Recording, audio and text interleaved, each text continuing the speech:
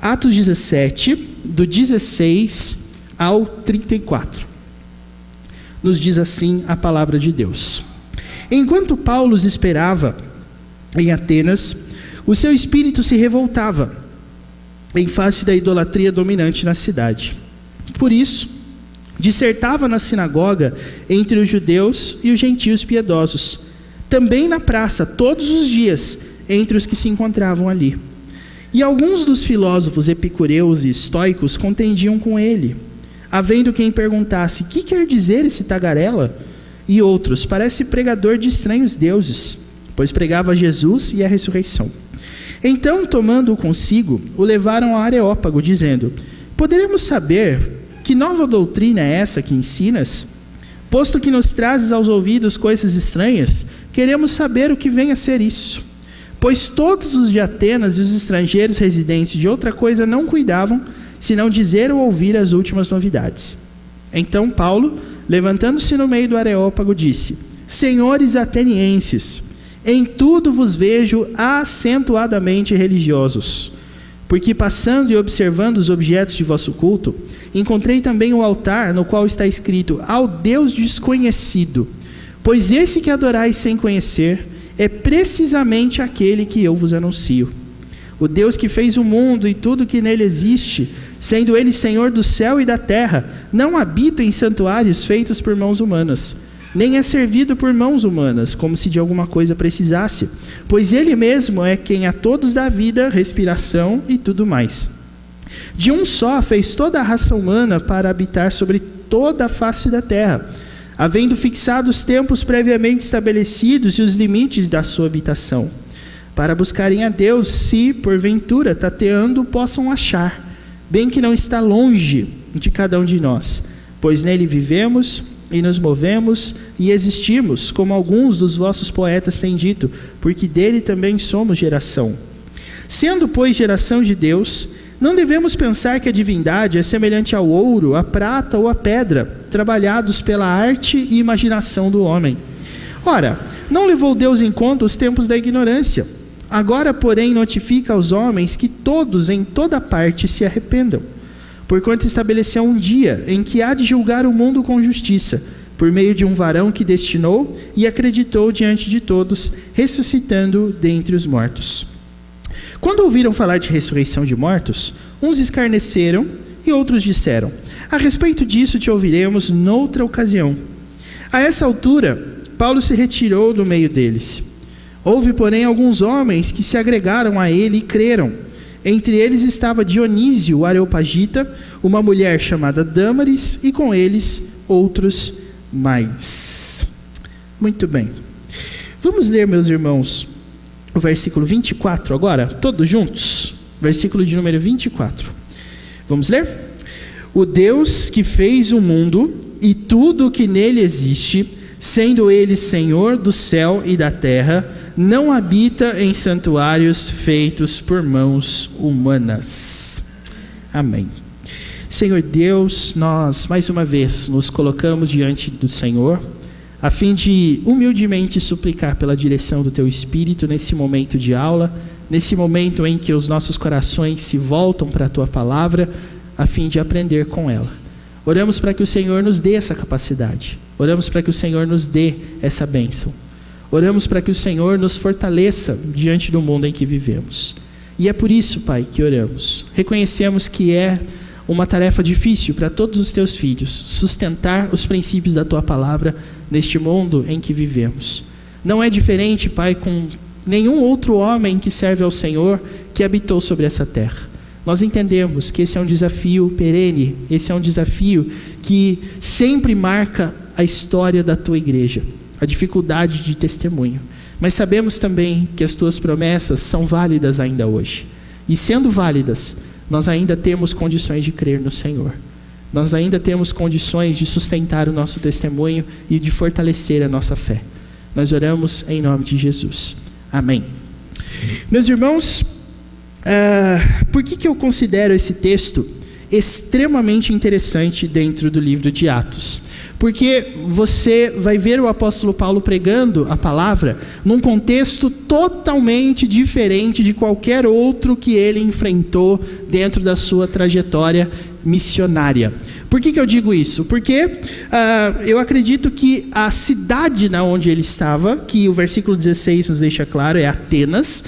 Os irmãos se lembram de Atenas, não é? A capital da Grécia, hoje com os seus monumentos totalmente destruídos ou em ruínas, que são atrações turísticas. Há pessoas que gostam de ir para aquela região por causa das praias, né? das ilhas gregas, que dão boas paisagens, que dão boas luas de mel, né? Viagens românticas. Mas ali nós tínhamos um contexto altamente idólatra.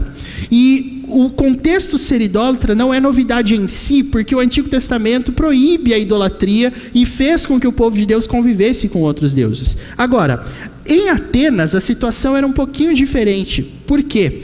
Porque Atenas, por se localizar numa região distante de Israel, porque sabemos, o Oriente Médio, se você for pensar no mapa onde fica Israel, está aqui, Grécia está para cá. Então, não havia como haver contato entre aquele povo de Israel e aquele povo da Grécia por causa dos territórios distantes. Mas o que nós encontramos ali é que Paulo precisava pregar o evangelho e precisava anunciar as palavras de Deus reveladas na Escritura a um povo que não sabia o que era Escritura, a um povo que não tinha conhecimento algum das Escrituras do Antigo Testamento, mas que, segundo ele mesmo diz aqui no versículo de número 22, era um povo acentuadamente religioso. Então, isso torna muito interessante o desafio que o apóstolo Paulo tinha. Por quê? Porque se ele chegasse para aqueles atenienses dizendo, a Escritura ou a lei de Deus diz, eles não iam ter referência alguma do que isso significava, porque eles não tinham aquilo na mão. E vejam, meus irmãos, como Lucas, o autor desse evangelho, eu digo porque Lucas e Atos originalmente eram um livro só, né? Onde Paulo estava antes de Atenas. Vejam aí os versículos de 10 a 15. E os irmãos vão perceber que antes de estar em Atenas, Paulo e os seus companheiros de viagem estavam em Bereia. E essa cidade é uma cidade famosa na Bíblia. Por quê mesmo? Porque os crentes de Bereia faziam o quê? Os irmãos se lembram? O versículo de número 11 nos diz, né? Alguém podia ler o versículo 11, por gentileza, para nós?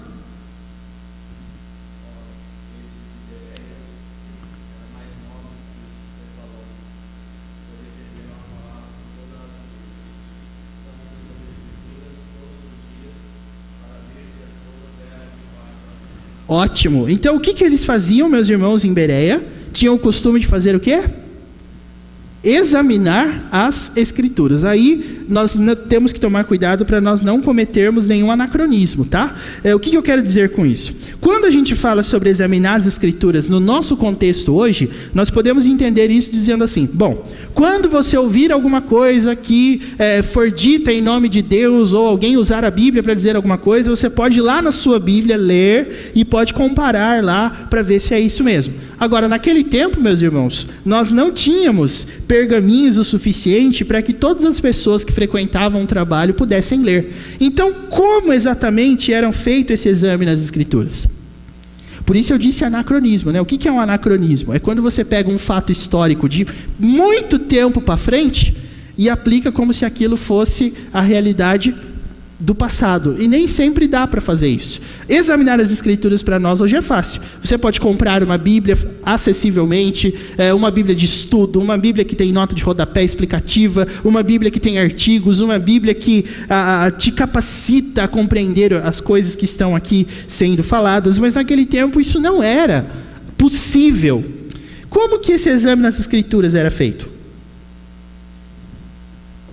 Você vê como é que é, né? Às vezes a gente lê, a gente fala assim, olha, eles eram mais nobres do que os de Tessalônica, porque eles receberam as Escrituras todos os dias. A gente fala assim, será que nós somos como os bereanos? Será que nós temos conhecimento das Escrituras? Não é fácil fazer esse tipo de ponte entre o mundo passado e o mundo presente. Eles não tinham essa capacidade. Então, irmãos, como que eles faziam esse exame? Os bereanos. Oi? Sim, é que a questão aqui, Dona Esther, tem a ver com o seguinte: os bereanos tinham o costume de ouvir as coisas que eram ditas por meio da palavra, e eles tinham o costume de checar para ver se era aquilo mesmo. Como que eles faziam isso? Se não era todo mundo que tinha lá a sua cópia da Bíblia igual a gente tem, né? Oi? É um bom caminho, Dona Ruth. E quem que a senhora acha que tinha Bíblia naquele tempo? O chefe, também conhecido como... Não, assim, lá em Bereia no caso, né? Quem que tinha a Bíblia lá? Quem que era o chefe? Hein? Eram os líderes da igreja, né, irmãos? Os líderes da igreja, ou seja, os que pastoreavam o rebanho. Então, como é que aqueles crentes podiam ter certeza de que as palavras de alguém que pregava em nome de Deus podia ser verdadeira? Por causa da cultura bíblica e da fidelidade bíblica dos seus líderes. Você vê como é importante esse negócio, né? Nós temos segurança, a igreja pensava assim: nós temos segurança que aquele pregador está falando a verdade, porque os nossos líderes que conhecem as Escrituras nos dizem isso. Nós não tínhamos como eu disse, colocar a Bíblia na frente de todo mundo lá e todo mundo ler. Era costume daquela época fazer leituras públicas da palavra, com certeza os líderes faziam isso, explicavam. Agora, irmãos, pensem, se não era todo mundo que tinha condições de fazer isso, então obviamente isso acontecia por meio dos líderes. Então é por isso que nós insistimos que a liderança precisa ser conhecedora da palavra. É por isso que nós insistimos que a liderança tem que ser fiel, porque é ela que vai dar o tom do que a igreja precisa. Você já imaginou um pregador ser recebido na igreja e pregar besteira, e pregar coisas infiéis, e pregar coisas que não estão de acordo com a palavra de Deus, mas a igreja entender aquilo como palavra de Deus? Já imaginou a tragédia? Naquele tempo, quem é que impediria isso de acontecer? Não eram os próprios crentes, mas era quem? Os líderes, os pastores do rebanho. Percebeu? Agora, o que nós encontramos aqui, meus irmãos, é exatamente o seguinte: quando Paulo e Silas estavam em Bereia, nós tínhamos ali um contexto multicultural, com certeza. O versículo 12 fala que muitos deles, ou seja, dos bereanos, creram, mulheres gregas de alta posição e não muitos homens. Nós tínhamos gregos ali, mas os judeus de Tessalônica, versículo 13, estavam sabendo que Paulo estava lá pregando a palavra de Deus, tumultuaram o povo e mandaram Paulo para Atenas para se proteger disso. Mas, como a questão continuou ali mais controlada, nós tínhamos o discurso: Paulo, volta. E aí foram buscar Paulo em Atenas. E o texto que nós lemos agora, meus irmãos, é um texto que afirma o seguinte: Paulo estava esperando essa comitiva para retornar para Bereia, e enquanto ele esperava, a situação que nós temos descrita aqui aconteceu. Então, o primeiro ponto que eu quero mostrar para você é o seguinte: uma coisa foi Paulo pregar num contexto onde a Escritura era ensinada, era lida e era vivenciada às pessoas que estavam ali. Outra coisa era você estar num lugar onde ninguém conhecia a Escritura, ninguém conhecia judaísmo, ninguém conhecia a lei de Deus. Como é que Paulo fez para pregar o Evangelho ali? Meus irmãos, Paulo podia dizer em Bereia: a Escritura diz. Eles tinham a Escritura. Mas Paulo não podia dizer: a Escritura diz, em Atenas, porque eles não tinham condições de saber nem o que era aquilo. E eu acredito que isso é um retrato bastante interessante, meus irmãos, por causa da conduta dos atenienses. Veja o que diz o versículo 21. Mesmo eles não conhecendo Escritura, e mesmo que essa fosse a realidade cultural da época deles lá, Paulo no versículo 22 diz que eles eram muito religiosos. E ao mesmo tempo, no versículo 21, Paulo nos dá um quadro daquilo que os atenienses vivenciavam. Quem pode ler o versículo 21, por gentileza?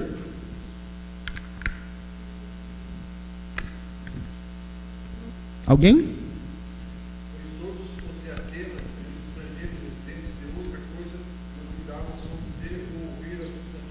Muito legal. Então, mesmo que eles não tivessem Escritura E mesmo que eles fossem religiosos do jeito deles, o versículo 21 nos diz que a conduta deles era interessante e curiosa. Por quê? Porque os atenienses eram pessoas que, mesmo não vivendo num contexto globalizado igual o de hoje, onde nós podemos ter informações muito rapidamente, o que eles gostavam de fazer, segundo o versículo 21?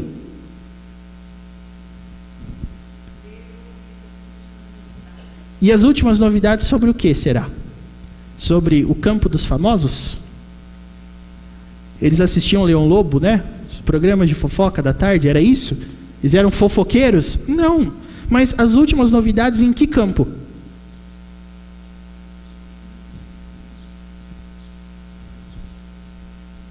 Campo da filosofia, irmãos. Já ouviram falar de Platão, de Aristóteles? Então, todos eles são gregos. E todos eles viveram num contexto anterior a esse, antes de Cristo, é claro, mas toda a civilização grega era construída em torno do pensamento desses filósofos. Então era tudo que eles conheciam. Logo, eles tinham um costume muito interessante, que era de discutir ideologias diferentes. E o texto ainda deixa muito claro, meus irmãos, que o tipo de coisa que eles discutiam eram as últimas novidades.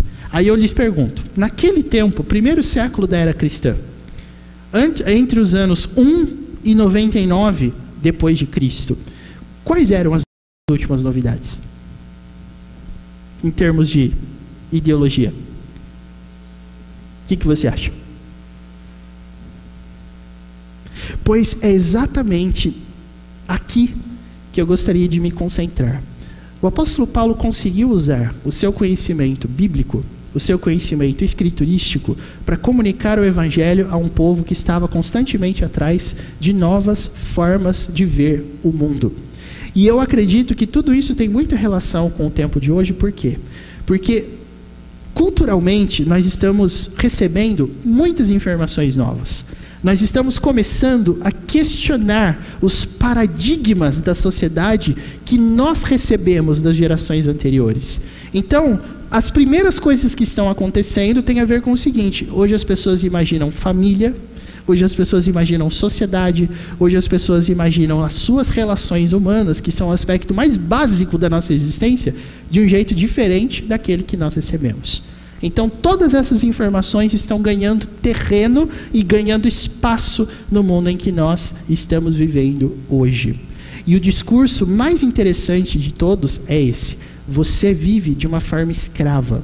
Você vive refém do jeito que os seus pais, do jeito que os seus avós te ensinaram a viver. E uma das coisas que dizem também é mais ou menos assim, para os jovens de hoje, né? O seu pai, a sua mãe, o seu avô, a sua avó, viveu de forma infeliz, porque eles viveram escravos de uma sociedade, abre aspas, patriarcal, ou seja, dominada pelo sexo masculino. Então vamos fazer uma pesquisa de campo aqui, irmãos? Eu não estou querendo chamar ninguém de velho, tá? Mas eu sei que aqui nós temos pessoas que já viveram bastante, tá? Então eu quero perguntar entre vocês, quem aqui teve uma infância... o pessoal dando risada ali. Quem aqui teve uma infância ruim? Do pessoal que tem mais de 30 anos aí, tá? Quem de vocês teve uma infância ruim? Péssima, horrorosa. Levante a mão, por favor. Olha, de toda essa amostra de pessoas, só uma pessoa. Ah, muito boa. Qual que foi a sua pergunta? Fale para todos. Ruim como? Vou explicar. Era ruim para você frequentar uma escola onde o professor era a autoridade máxima e podia bater os alunos, assim, até com disciplinar, com régua e tal? Tem muitos aqui que tem muito cara de quem levou muita reguada de professor na escola. Mas eu queria lhes perguntar, essa época era ruim? Quem viveu essa época, por favor, não quem não viveu, quem viveu, me diga, foi uma época ruim? Nossa, que resposta convicta, gente. Na época em que o pai mandava e arrumava casamento até para os filhos, era uma época ruim? Tá certo, tá bem. Anos 60, anos 70. Quem viveu nessa época? Viveu um mundo diferente desse nosso em termos ideológicos. Foi uma época ruim? Eu não vivi nessa época, gente, porque eu sou oficialmente, né, no cartório, eu sou da década de 80. Dezembro de 89. Então, eu sou praticamente 90, né? Mas, por isso que eu não posso falar daquela época. Eu não estava lá para saber. Quem estava lá, por favor, a vida em sociedade naquela época, onde você concebia ali um contexto diferente para a mulher, para o homem, que o homem era o chefe da casa, a mulher não necessariamente tinha que trabalhar, não havia essa pressão toda para que a mulher se emancipasse, luta por direitos, aquela coisa toda. Aquilo ali era bom ou era ruim? Era bom, era o quê, Dona Esther? Antes de eu abrir para demais perguntas, Dona Esther, a senhora permite que eu faça uma pergunta pessoal? É que está gravado, por isso que eu tenho que perguntar. Os seus pais batiam, se precisasse? Se precisar? Os seus pais eram adeptos da disciplina física, Dona Esther? É claro, isso nem passou pela minha cabeça. Era uma questão assim de costume, né? Era comum os pais baterem os filhos naquela época? Era? Quem mais é dessa época aí, por favor? Era comum? Era comum? Apanhava mesmo? Eu não estou perguntando aqui quem que apanhou, estou perguntando do costume. Era comum? Era comum? Mas a vida era ruim naquela época? Não? Tá vendo? Então agora me permitam aqui questioná-los da seguinte forma. Você sabia que hoje a cultura da nossa época, dos anos 2000 para frente, 2010 na verdade para frente, tem tratado essas coisas como se elas fossem ruins? Eu queria entender por quê. Será que alguém tem uma tese? Eu queria entender por que isso. Se vocês que viveram nessa época, abre aspas, palavra da moda também, mais opressora, eu queria entender por que as pessoas, e vocês estão dizendo que é bom, eu queria entender por que hoje as pessoas estão sendo ensinadas a olhar para trás e a falar assim, por exemplo, não, gente, porque o jeito que os nossos pais viveram era um jeito horrível, porque, veja, primeiro não podia sair de casa, segundo, o pai mandava, tinha que obedecer, a escola, a gente tinha que respeitar o professor, senão apanhava, e tinha que cantar o hino nacional. Quem aqui é dessa época que tinha educação moral e cívica nas escolas? Né? Você tinha que cantar o hino à bandeira. Meus irmãos, sabe, eu fui assistir uma cerimônia de formatura esse ano, lá na Câmara Municipal de Itapeva, e de repente o mestre de cerimônias falou assim, agora todos vamos nos colocar de pé para nós cantarmos o hino, eu já pensei que era o hino nacional, o hino da cidade de Itapeva. Gente, foi muito constrangedor, porque eu não sabia que Itapeva tinha um hino. Vocês sabiam? Um hino municipal? Eu descobri naquele dia. Eu não tinha a menor ideia. Mas, segundo consta para mim, há 20 anos atrás as pessoas aprendiam nas escolas municipais o hino à bandeira, o hino nacional e o hino de Itapeva. Eu não tinha a menor noção que Itapeva tinha um hino. Enfim, eu queria entender por que as pessoas de hoje são convidadas a olhar para trás como se aquilo fosse ruim. Vocês que viveram nesse tempo que eu estou me referindo atrás, por que vocês dizem que é bom e hoje as pessoas estão dizendo que é ruim? Para desconstruir esse pensamento corrente na época dele. O que eu queria que você notasse, que na verdade é a título de lembrança, porque já foi falado isso, é que mesmo que nós não estivéssemos vivendo numa época cristã naquela cidade de Atenas, quando Paulo chegou lá, eles gostavam de discutir as últimas novidades.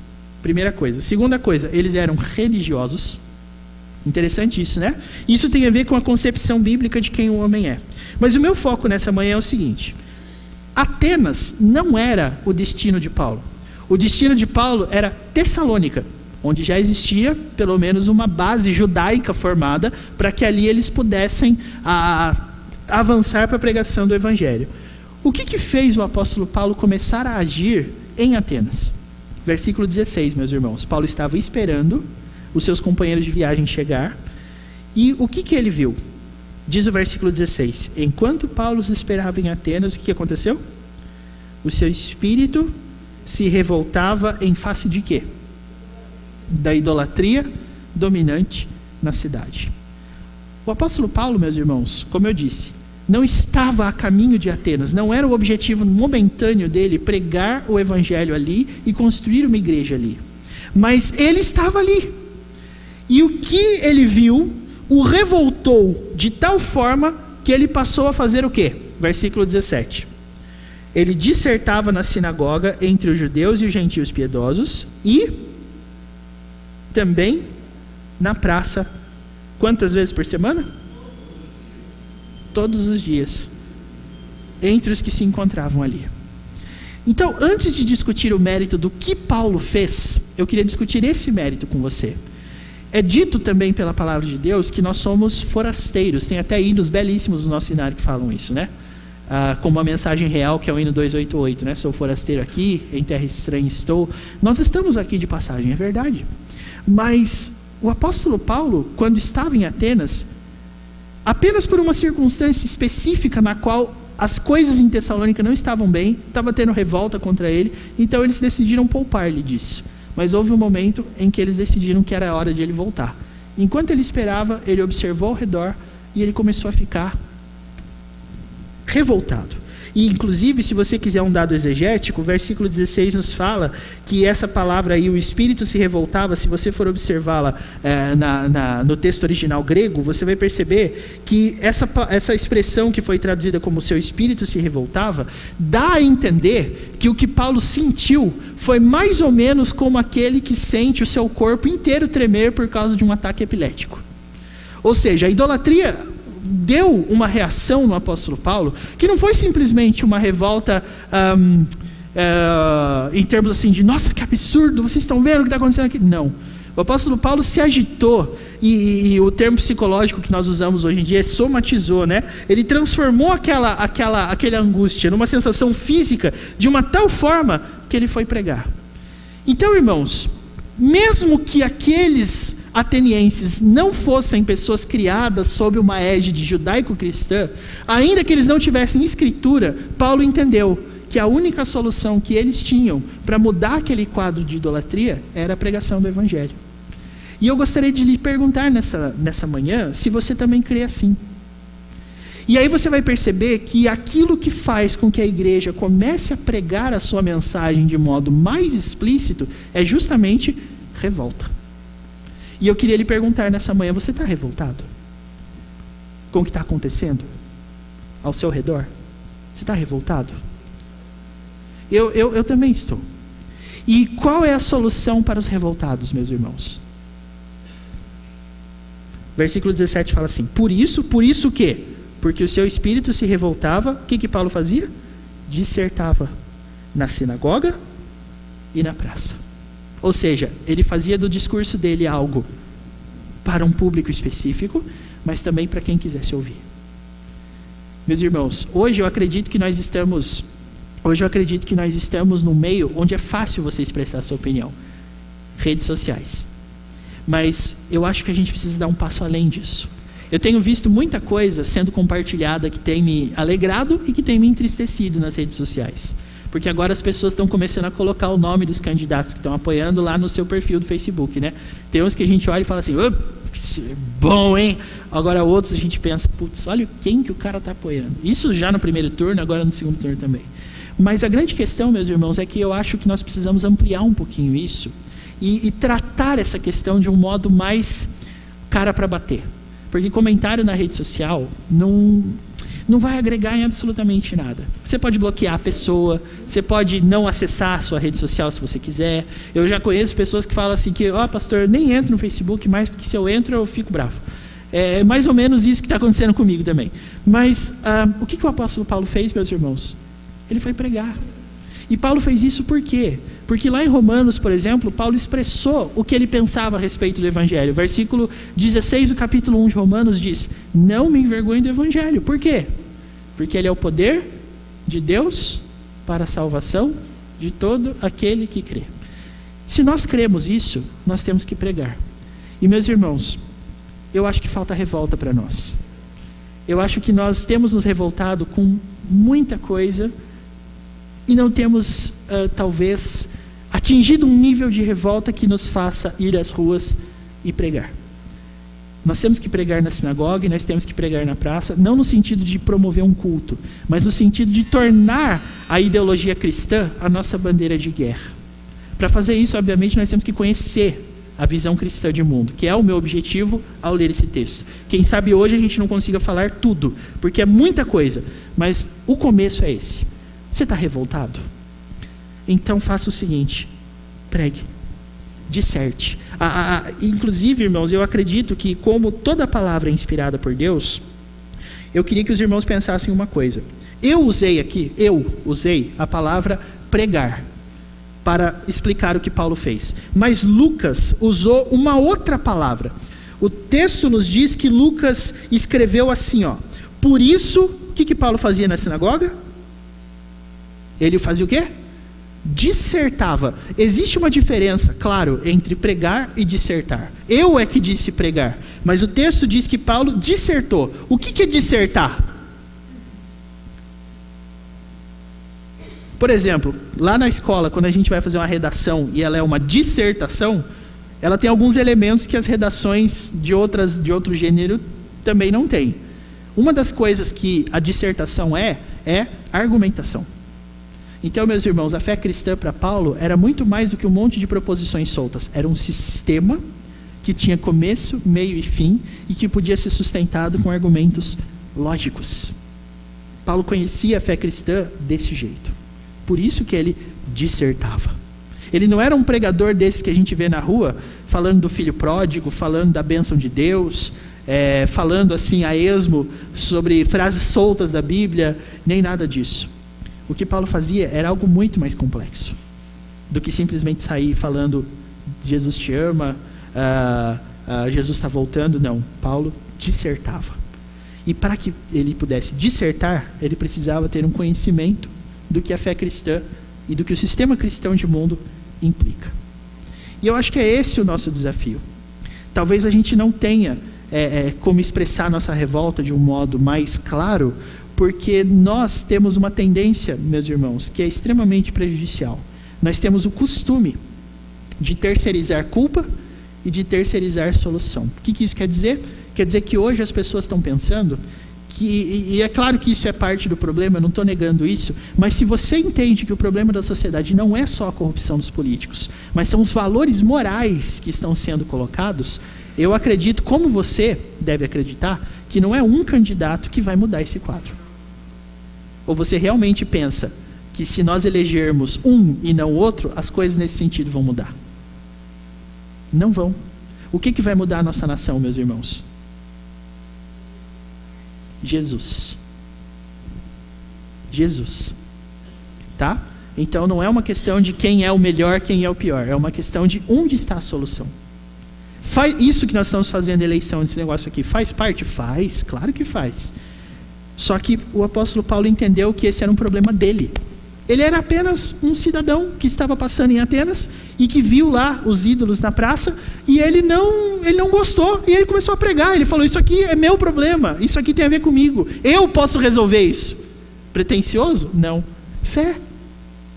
Você entendeu? Eu posso mudar isso com a pregação. É por isso que eu acho que esse texto é interessante, meus irmãos. Tem muita coisa a ser explorada. Finalmente, Paulo, pode falar.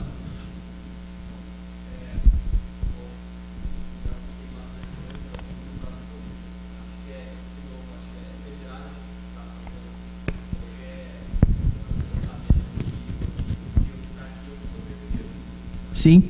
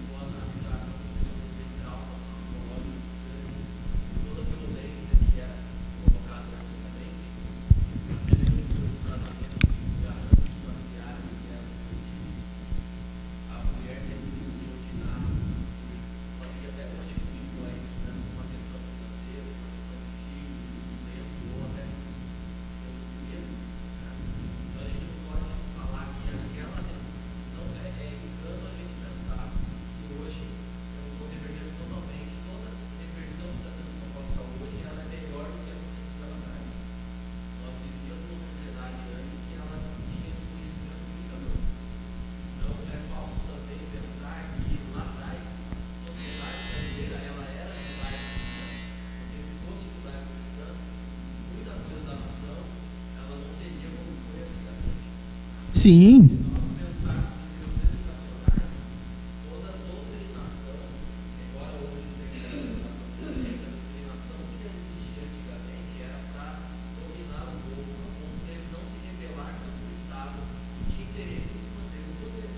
Sim.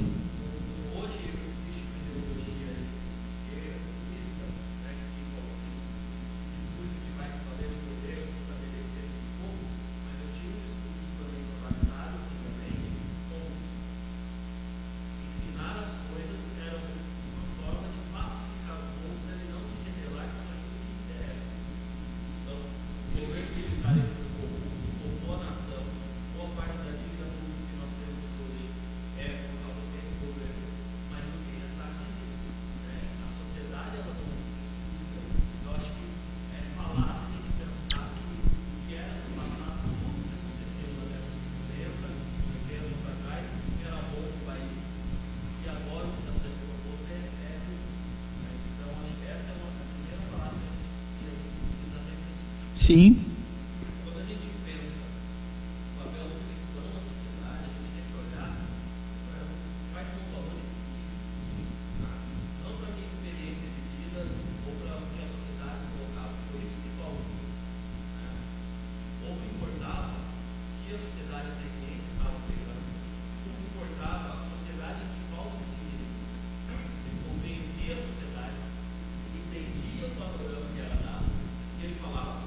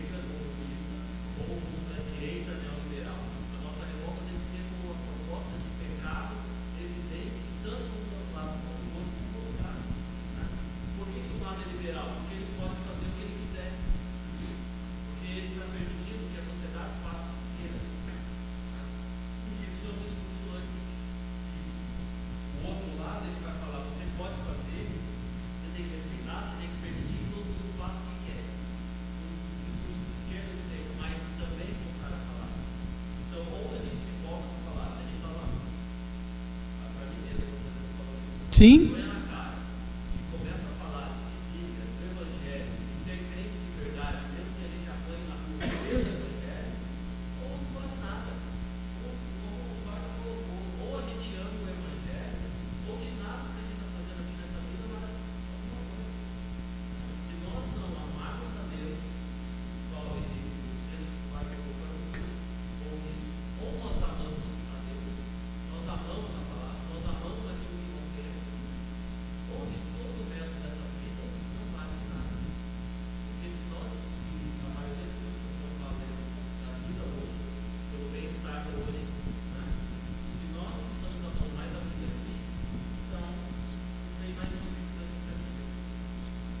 Sim, e é lógico que toda essa experiência empírica foi cuidadosamente pensada, não para a gente tirar uma conclusão absoluta do que a gente ia ver aqui, mas simplesmente como uma alternativa àquilo que tem sido pensado naturalmente hoje, que é você olhar para o passado e dizer, o pessoal era infeliz lá.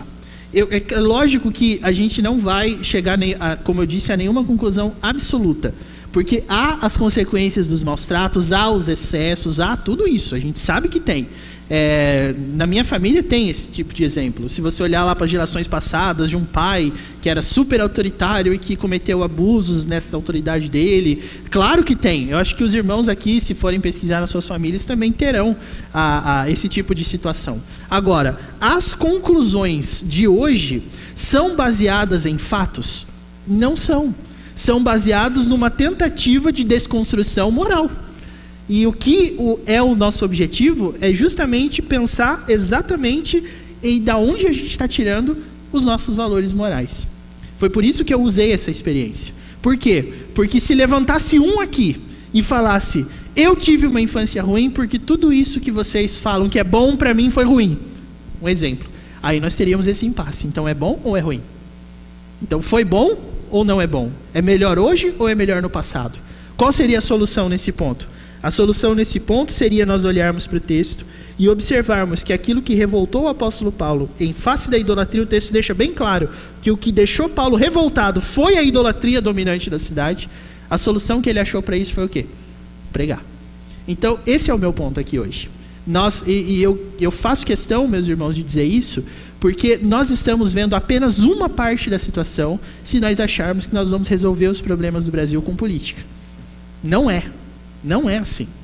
Nós temos que fazer a nossa parte votando corretamente, temos, mas ao mesmo tempo, essa parte da sociedade, a moralidade, não pertence ao governo, pertence à igreja. Então é nesse sentido que eu quero chamá-los, meus irmãos, ao texto. Gostei de todas as colocações que foram aqui feitas, eu acredito que agregam para a gente, mas qual é o objetivo nosso aqui? O nosso objetivo é o seguinte: o que Paulo fez para combater a idolatria de Atenas?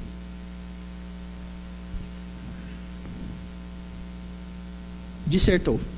Então, o que eu quero chamar você agora é a respeito da seguinte situação. Não é apenas pregar, é dissertar.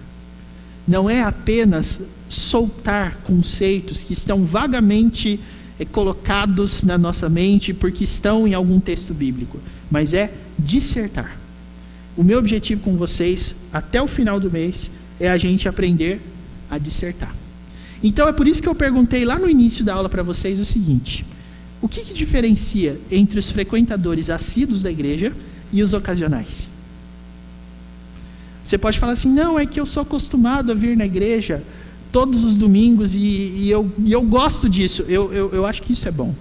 Mas se você não responder a sua mente a essa pergunta, algo do tipo: não, eu estou na casa de Deus porque eu amo a Cristo, eu amo o Evangelho, você vai perceber que se você vem ou se você não vem,